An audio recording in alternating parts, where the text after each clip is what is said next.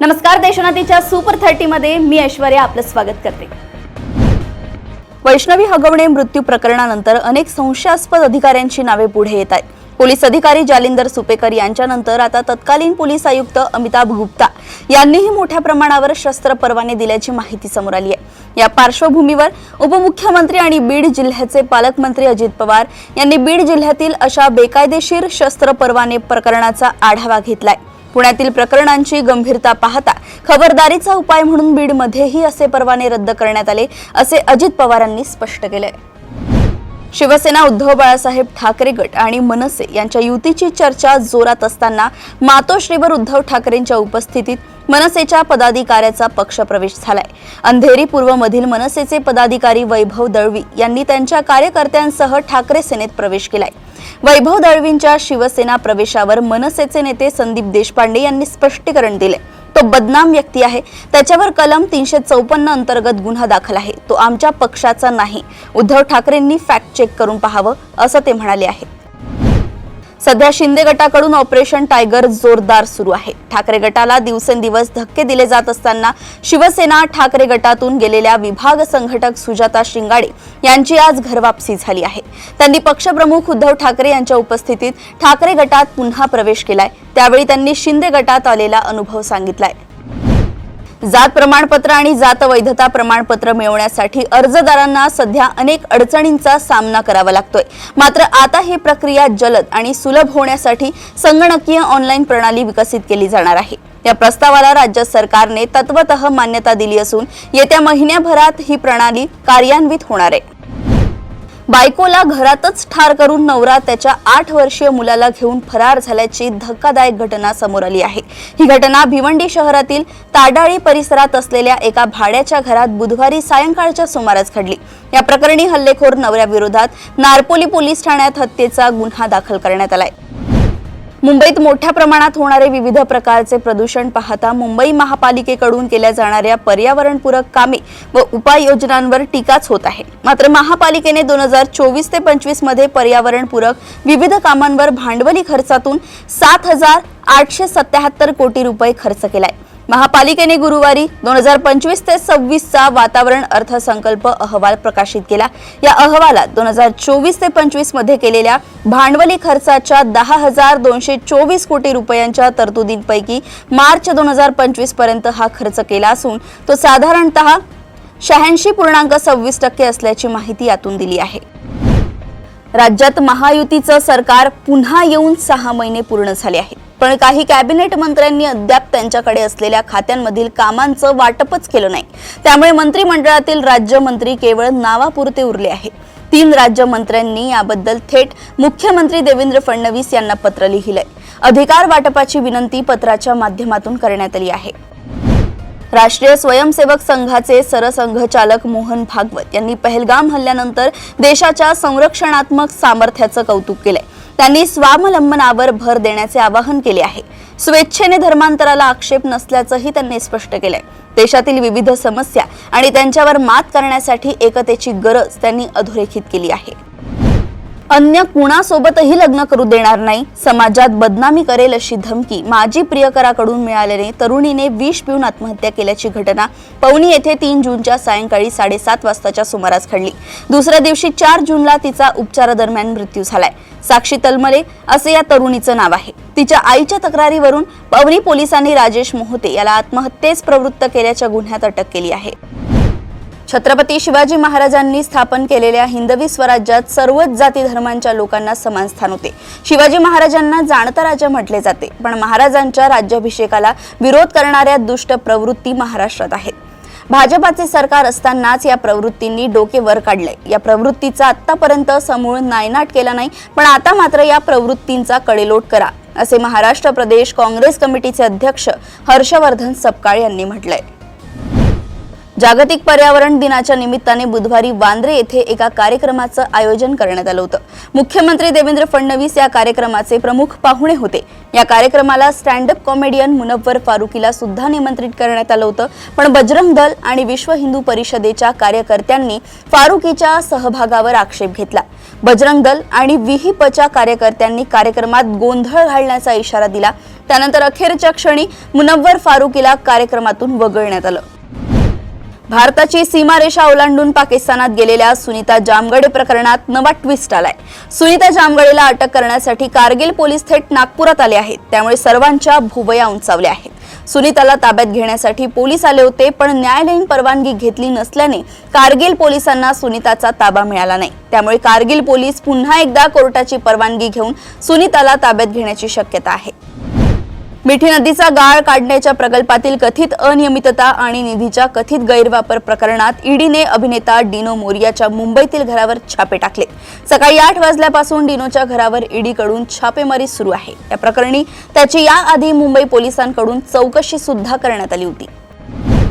Solapur MIDC परिसरातील central industry या fabrication कारखान्यात 18 मे रोजी भीषण आग लागून झालेल्या दुर्घटनेला अखेर 18 दिवस उलटल्यानंतर पोलिसांनी गुन्हा दाखल केलाय. या आगीत तब्बल 8 कामगारांचा होरपळून मृत्यू झाला होता. या प्रकरणात मृत मालकासह त्याचा मुलगा व सून यांच्यावर गुन्हा दाखल करण्यात आलाय. पोलीस तपासात समोर आलेल्या माहितीनुसार कारखान्याच्या इमारतीत अनधिकृत बांधकाम करण्यात आलं होतं. बांधकाम करताना सुरक्षेचे कोणतेही निकष पाळले गेले नाहीत. आदी गंभीर त्रुटींमुळे ही दुर्घटना घडल्याचं निष्पन्न झालंय. अनाथांची माय अशी ओळख असलेल्या पद्मश्री डॉक्टर सौ सिंधुताई सपकाळ यांच्या नावाचा गैरवापर होत असल्याचा प्रकार उघडकीस आलाय.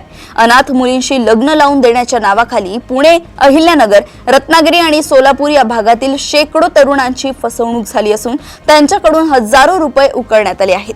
ही गंभीर बाब लक्षात येताच ममता बाल सदन म्हणजेच बालगृह कुंभारवळण संस्थेचे अध्यक्ष दीपक गायकवाड यांनी सासवड पोलीस स्टेशनला तक्रार दाखल केली आहे. माकडांना हुसकावण्यासाठी बापानं कुऱ्हाड फेकून मारली, पण दुर्दैवानं ती त्याच्याच मुलाच्या मानेवर बसली. या दुर्दैवी घटनेत 2 वर्षांचा मुलगा आरव याचा मृत्यू झालाय. उत्तर प्रदेशमधील मोरादाबाद येथे हा प्रकार घडलाय. कुटुंबाने पोलिसांना माहिती न देता मुलाचे दफनविधी केले. त्यामुळे हे प्रकरण संशयास्पद असल्याची माहिती आहे. पूजा खेडकरने केंद्रीय लोकसेवा आयोगाला चुकीची माहिती देऊन फसवणूक केली होती. अपंगत्वासह स्वतःचे आणि पालकांच्या नावात बदल अशी तफावत विविध अर्जांमध्ये आढळून आली होती. त्यामुळे या प्रकरणानंतर केंद्रीय लोकसेवा आयोगाने मोठा निर्णय घेतलाय. यापुढे विद्यार्थ्यांची नोंदणी करण्याकरिता आधार प्रमाणीकरण करणं गरजेचं असणार आहे. त्याकरता UPSCने सुधारित परीक्षा पोर्टलही सुरू केलंय. राजस्थानमधील कोटा येथे एका महिला बँक कर्मचाऱ्याने ग्राहकांचा 4 कोटींहून जास्त रुपयांच्या ठेवी पळवल्याचा धक्कादायक प्रकार समोर आलाय. धक्कादायक बाब म्हणजे या महिलेने कमी कालावधीत जास्त परतावा मिळवण्याच्या उद्देशाने ही रक्कम शेअर बाजारात गुंतवली. तिने बँकेच्या 41हून जास्त ग्राहकांचा पैसा या ठिकाणी वापरला. हा घोटाळा जवळपास 2 वर्ष सुरू होता, पण बँकेतील कोणालाही याबद्दल कसलीच कल्पना नव्हती. कुख्यात दहशतवादी हाफिज सईद सध्या पाकिस्तान सरकारच्या सुरक्षेत असल्याचा दावा हाफिज सईदचा मुलगा तल्हा सईदने केला आहे. हाफिज सईद आरामात जगतायत. पाकिस्तान सरकार कधीही त्यांना भारताला सोपवण्याचा विचारही करणार नाही असा पूर्ण विश्वास आहे. एका मुलाखतीत तल्हा सईदने हे विधान केलंय. मागील काही काळापासून तल्हा सईद सातत्याने पाकिस्तानच्या मीडियात आणि सार्वजनिक कार्यक्रमात दिसून येतोय. हाफिज सईदच्या ढासळत्या प्रकृतीमुळे तल्हाने त्याची जागा घेतल्याचं बोललं जातंय. रॉयल चॅलेंजर्स बँगलोरने 18 वर्षांनंतर IPLची ट्रॉफी आपल्या नावावर केली. च्या विजयानंतर बँगलोरमधील चिन्नास्वामी स्टेडियमवर मोठ्या कार्यक्रमाचे आयोजन करण्यात आले होते. पण या दरम्यान चेंगराचेंगरी झाली, ज्यात 11 जणांचा मृत्यू झाला. या प्रकरणात पोलिसांनी RCBचा मार्केटिंग प्रमुख निखिल सोसाले याला अटक केली आहे. निखिल सोसालेवर विजय मिरवणुकीच्या कार्यक्रमाचे योग्य नियोजन न केल्याचा आरोप आहे. त्याच्यासोबतच DNA या इव्हेंट कंपनीच्या 3 कर्मचाऱ्यांनाही ताब्यात घेण्यात आलंय. निखिल सोसाले मुंबईला पळून जाण्याचा प्रयत्न करत असताना विमानतळावर अटक करण्यात आली आहे. काही दिवसांपूर्वी पाकिस्तानचे पंतप्रधान शहबाज शरीफ सिंधू जल करारावरून भारताविरोधात तक्रार करत फिरत होते. काही देशांनी पाकिस्तानच्या होला हो केलं, पण तेच देश आता व्यापार आणि कूटनीतिक संबंधांवर चर्चा करण्यासाठी भारतात आले आहेत. भारत आणि मध्य आशियातील 5 देशांमध्ये महत्त्वाची बैठक दिल्लीत होणार आहे.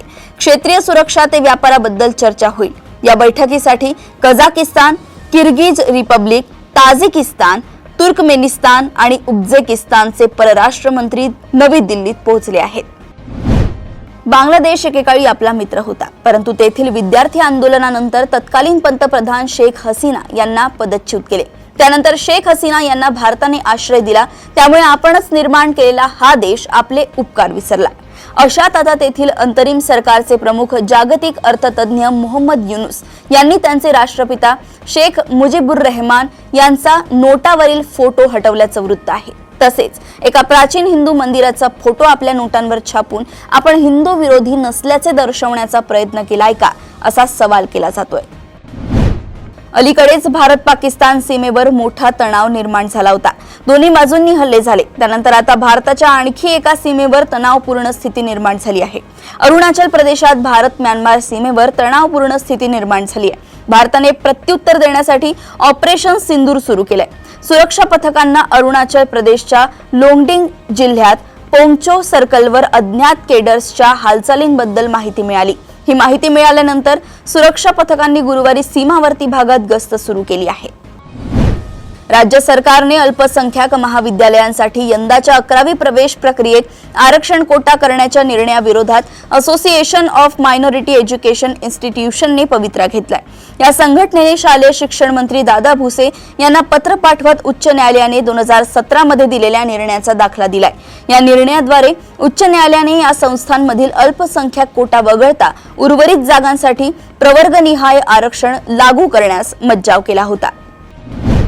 राज्याच्या सामायिक प्रवेश परीक्षा कक्षाने पदवी अभ्यासक्रमांच्या प्रवेशासाठी घेतलेल्या सीईटी परीक्षेचे निकाल लवकरच अपेक्षित असताना उच्च व तंत्र शिक्षण विभागाने या निकालांनंतर होणाऱ्या सामायिक प्रवेश प्रक्रियेच्या नियमांमध्ये मोठे बदल करण्याचा निर्णय घेतलाय।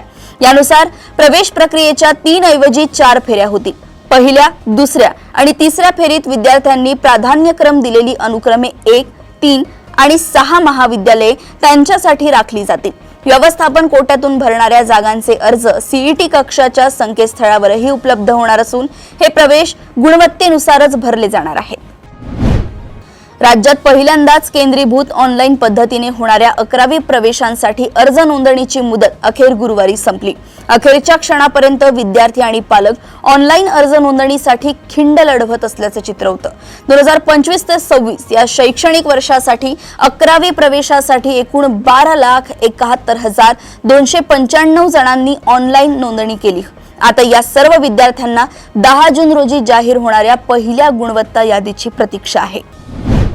एलॉन मस्क यांच्या स्टारलिंकला भारतात उपग्रह संचार सेवा पुरवठ्यासाठी परवाना मिळाला आहे, अशी माहिती सूत्रांनी दिली आहे। यामुळे स्टारलिंक ही दूरसंचार विभागाकडून असा परवाना मिळवणारी तिसरी कंपनी ठरली आहे। डॉट अधिकाऱ्यांनुसार स्टारलिंकला परवाना मंजूर झाला असून अर्ज सादर केल्यानंतर 15 ते 20 दिवसात त्यांना चाचणी स्पेक्ट्रम वाटप केलं जाईल। रिझर्व्ह बँकेने शुक्रवारी व्याजदरांबाबत एक महत्त्वाची घोषणा केली आणि रेपो दरात 50 बेसिस पॉइंट्सची कपात केली। यानंतर बँकिंग निर्देशांकात मोठी वाढ झाली आणि सेन्सेक्स व निफ्टी निर्देशांकामध्ये पुन्हा एकदा खरेदीचा उत्साह संचारला। आरबीआयने एमपीसी बैठकीचे निकाल जाहीर केले आणि रेपो रेटमध्ये 0.50% कपात करण्यात आली आहे। बिग बॉस हा छोट्या पडद्यावरील अत्यंत चर्चेतला आणि तितकाच वादग्रस्त शो आहे। सर्वसाधारणपणे 3 महिने चालणाऱ्या या शोचा 19वा सीझन लवकरच प्रेक्षकांच्या भेटीला येणार असल्याचं कळतंय। त्यासाठी सलमान खान या महिन्याच्या अखेरपर्यंत प्रोमोच्या शूटिंगला सुरुवात करेल। सलमान बिग बॉसच्या 19व्या सीझनसाठी सुमारे 300 कोटी रुपये फी आकारत आहे। यामागचं कारण म्हणजे दरवर्षी तो 3 ते 4 महिने शूटिंग करतो, परंतु यावेळी निर्मात्यांकडून त्याच्या अधिक वेळेची मागणी केली जात आहे। म्हणूनच सलमानने त्याचं मानधन वाढवल्याचं कळतंय। कर्णधार रोहित शर्मा आणि विराट कोहली या दिग्गज खेळाडूंनी इंग्लंड दौऱ्याआधी कसोटी क्रिकेटला अलविदा करत टीम इंडियाच्या चाहत्यांना झटका दिला। त्यानंतर आता टीम इंडियाला आणखी एक मोठा झटका लागलाय।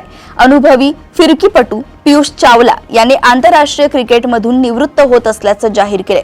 पियुषने टीम इंडियाचं 3 कसोटी, 7 T20 आणि 25 एकदिवसीय सामन्यांमध्ये प्रतिनिधित्व केलंय।